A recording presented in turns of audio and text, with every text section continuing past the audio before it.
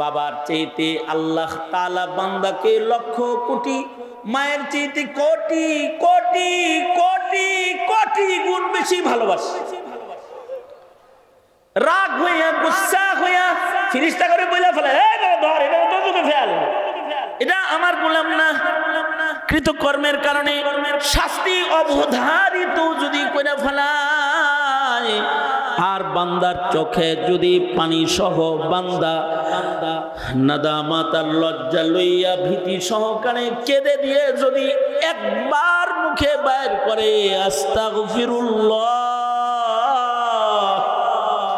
যদি তার মুখে এমন কোন শব্দ বের হয়ে যায়, মহান রব্বুল আলামিন বান্দার এ তাকওয়াকে এত এত বেশি পছন্দ করেন।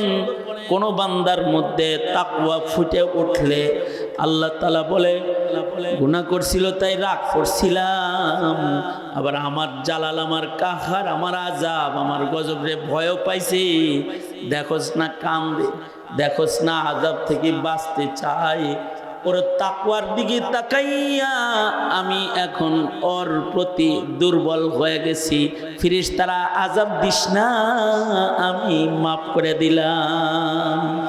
প্রকাশ করাটা ঈমান। এজন্য আল্লাহু আকবারের ধ্বনি জোরে বলা সুন্নাত। জোরে আওয়াজ করে বলেন, মুখের শক্তি দিয়ে বলেন, আওয়াজ করে হৃদয় থেকে জোরে সরে বলেন আল্লাহু আকবার। মাশাআল্লাহ। এই আপনারা যেমন আমার কথা শুনতেছেন এবং বুঝতেছেন, ওইভাবে আমার দিকে তাওয়াজ্জুহ এই দিকে রাখেন, কারণ আমি কিন্তু অল্প সময়ে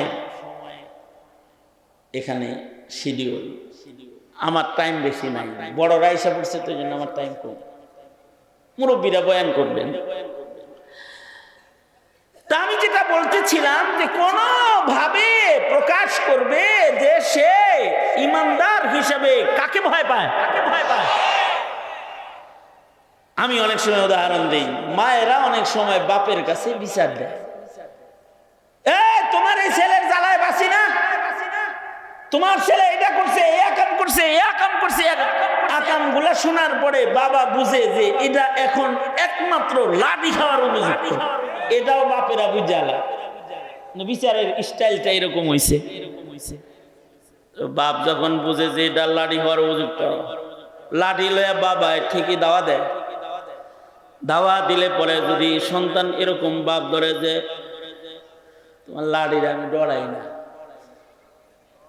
তাইলে তখন বাপে কি লাঠির ডর শেষ পর্যন্ত দেখায়, পিডায়া ফাড়ায়া লাই দেয়।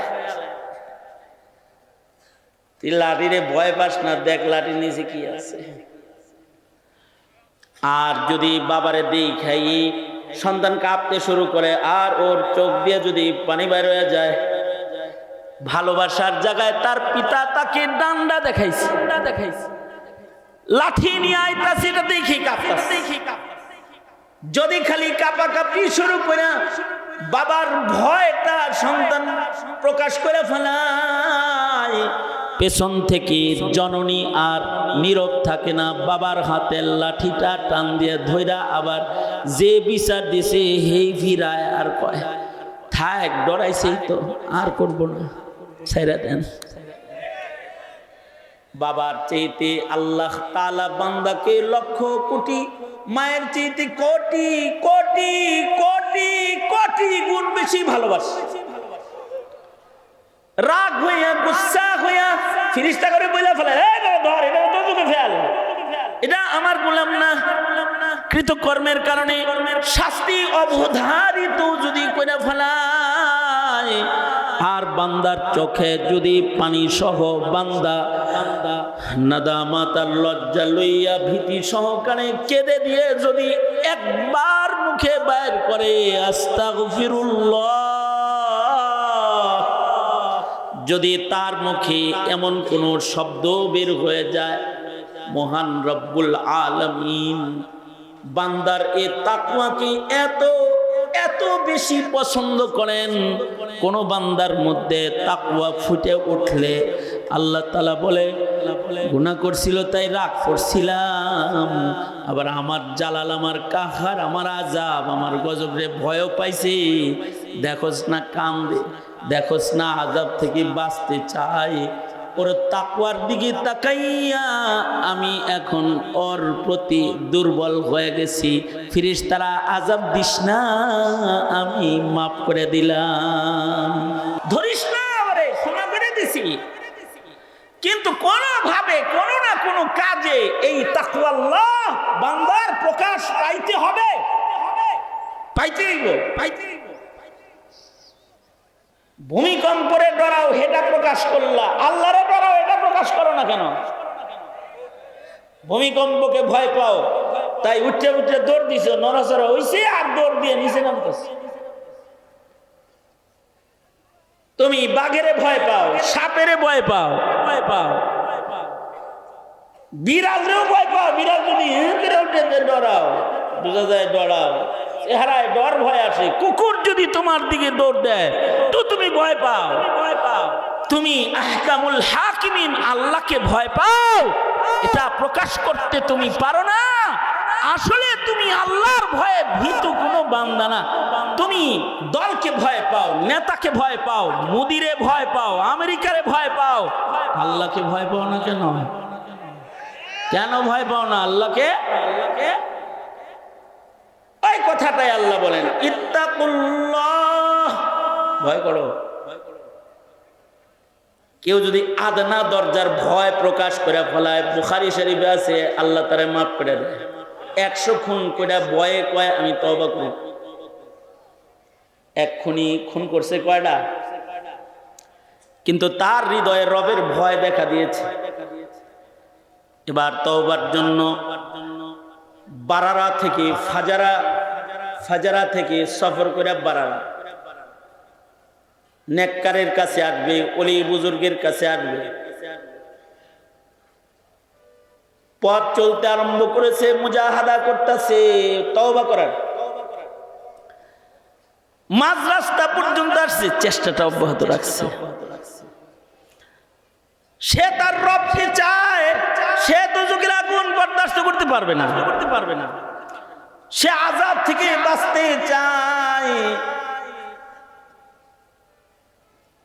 বারারা অঞ্চলে যে বুজুর্গ থাকে তার দিকে সফর শুরু করেছে। রাস্তার মাঝখানে এসে আর হায়াতটা শেষ হয়ে গেছে। আল্লাহ পাক বলে, আমার আযাব থেকে বাঁচার চেষ্টা যে করলো তাকেও আযাবে দিয়া আমি গ্রেফতার করবো না রে ফেরেশতা।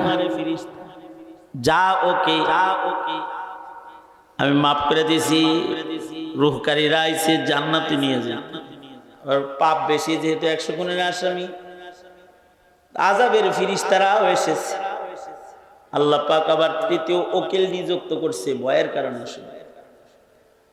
উকিল নিযুক্ত করে কয়, 2 দলে টানাটানি করিস না, দেখ অলির বাড়ির দিকে বেশি আগাইছে না নিজের বাড়ির দিকে আছে। নিজের বাড়ির দিকে আসলে দুজকিরা লয়ে যায়। আর যদি অলির বাড়ির দিকে তওবার জন্য আগায় থাকে তাহলে এটারে তওবা হয়ে গেছে, তাহলে আল্লাহ কবুল করছে, তাহলে যা এটাকে তাহলে জান্নাতের সীমানায় লয়ে যায়। তো আল্লাহ পাক সামান্য চেষ্টাকে, মুজাহাদাকে বাহানা বানাইছে। আল্লাহ পাকের ভয় যে মুজাহাদার মধ্যে প্রকাশ পেয়েছে। রব্বুল আলামিন 100 খুনের আসামির 100 খুনের গুনাহ মাফ করে। আল্লাহ তাআলা বান্দার তওবা কবুল করে বান্দাকে জান্নাত দিয়ে দিয়েছে। আল্লাহর রাসূল বলেছেন, বনি ইসরাইলে এক লোক ছিল, ওয়াকিআতু বনি ইসরাইল, এই শিরোনামে বুখারী শরীফে যে ঘটনাগুলো বর্ণিত আছে তার ভিতরে একটা হলো কাফন চোরের ঘটনা। যে এ কাফন চুরি করছে, সারা জীবন ভালো কাজ একটাও করেনি, কিন্তু তার মৃত্যুর আগে তার হৃদয়ে তাকওয়াল্লাহ দেখা দিল। সে মরার আগ দিয়ে তার সন্তানদেরকে ডাইকে বলে, সন্তানেরা সারা জীবন গুনাহ করছি কিন্তু আল্লাহরে বড় ভয় পাই, না জানি আমার সাথে আমার রবের মুআমালা কি হবে। রবের সামনে দাঁড়াবার ক্ষমতাই আমার নেই। সুতরাং সন্তানেরা, আমি মরে গেলে আমার লাশটাকে কবরে রাখবা না, আমার লাশের সাথে এমন একটা আচরণ করবা আমারে কেউ যেন খুঁজে না পায়। কেমনি? আগুন দিয়ে পোড়ায় আমারে ছাই বানায় ফেলাবা।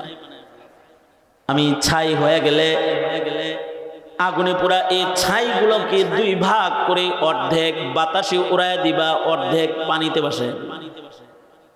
আমি বাতাসের মধ্যে হারিয়ে থাকব, আমি পানির মধ্যে লুকায় থাকবো, জাররা জাররা হয়ে লুকায় থাকবো। কারণ হলো ইন্নী আখাফুল্লাহ, আমি আমার রবকে ভয় পাই, তার সামনে যাওয়ার ক্ষমতা আমার নাই। সন্তানরা সত্য সত্যই তার লাশ আগুন দিয়ে পোড়ায় ফেলাইছে, ছাইগুলাকে অর্ধেক বাতাসে উড়াইয়া দিছে, অর্ধেক পানিতে ভাসাইয়া দিছে। লোকটা আসলে জাহিলুত তাকদীর না জাহিলুত তাকদীর। হযরত হাকিমুল উম্মত থানভী বলে হলো জাহিলুত তাকদীর, জ্ঞান কম। আল্লাহকে ভয় পায় কিন্তু কোন বুদ্ধিতে যে বাঁচবো এটা খুঁজে পাইতেছে না, তো নিজের আগুন দিয়ে জ্বালায় হারাইছে। জাহিলুত তাকদীর, তার এই জাহালাতকেও মূর্খতাকেও রব মূল্যায়ন করতেছে। কেউ যদি জাহিল হয় তারে আল্লাহ মূল্যায়ন করে, রাসূল মূল্যায়ন করে। মূর্খ লোক আইসা নবীর দরবারে দাঁড়ায় পেশাব করে দিছে, মসজিদের ভেতরে পেশাব করে দিছে, নবীর আগে না, কারণ জানে নবীজি এটা মূর্খ। আল্লাহর আচরণ মূর্খ বান্দার সাথে নরম। জাহিলুত তাকদীর, আল্লাহ যে তারে বাইর করব, এভাবে বাইর করে ফেলবো, এই ধারণা এই ইলিম ওই পর্যন্ত মাথা যায় এই সারে নাই। নিজেকে বাতাসে পানিতে গোপন করে ফেলেছে। আপনারা সকলে মিলে ইমানি বুঝ নিয়া মুখে আওয়াজ সহ একটা কথা বলবেন, সেটা হলো, বলুন তো পানি বাতাস এরা কার গোলাম? পানিতে লুকাইছে, বাতাসে লুকাইছে। আল্লাহ পাক বাতাসকে বললেন, এই বাতাস, তোর ভিতরে একজন পালাইছে, বাইর কর। বাতাসে বাইর করে আলাইছে। পানিকে বললেন, এই পানি, তোর ভেতরে আমার এক গোলাম লুকাইছে, তাকে বাইর কর। বান্দা যখন অস্তিত্বে চলে এসেছে, আল্লাহ বলে, কি এইগুলা করছিলি কেন? বান্দা কেঁদে দিয়ে বলে, আপনারে ডরাই লেগে করছি। কি লেগে করছি এটা তো আপনি জানেন।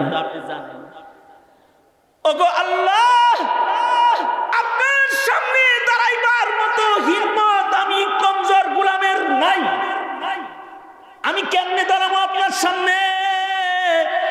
এজন্য আপনার কাছ থেকে আমি নিজেকে আড়াল করার জন্য এগুলো করছি। রব্বে কারীম এই কাফন চোরের তাকওয়া কেউ মূল্যায়ন করেছেন। সরওয়ারে দু আলম নবী বলেন, তার তাকওয়ার মূল্যায়ন করে আল্লাহ তাআলা ফেরেশতাদের বললেন, ও আমারে ডরাইছে, ওরে আর আযাব দিও না, আমি ওরে মাফ করে দিছি।